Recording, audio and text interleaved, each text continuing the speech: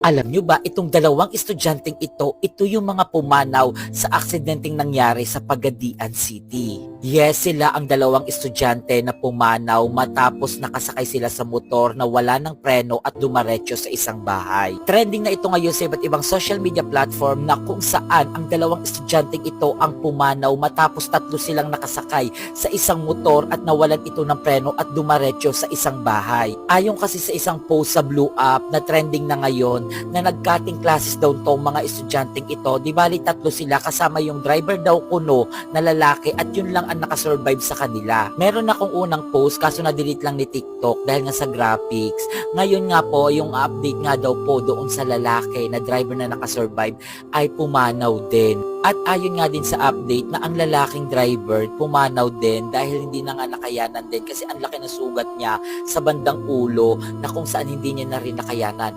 Pero ang daming naninisi doon sa driver na lalaki na bakit daw ganoon na dumaretso daw kuno sa isang bahay. Nawalan nga daw kuno ng preno. Pero wag natin sisihin yung isang taong yun na nakasurvive kuno. At hindi ko alam kung nakasurvive ba talaga o hindi. Pero wag natin isisi kasi yung trauma nun grabe. Wag natin isisi sa isang tao kasi lahat naman sila magkasakay doon at kung nawalan man ng preno, hindi na yung kasalanan ng driver. Pangalawa, dahil nga cutting sila at bakit hindi na lang sila umuwi ng bahay. Alam ng mga magulang yan kung gaano kahirap itaguyod ang mga anak para lang mapag-aral.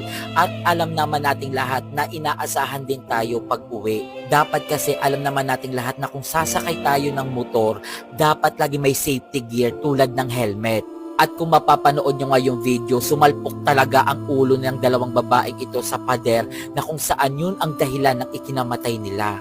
Rest in peace sa mga angels na ito. So hanggang dito na lang, paalam.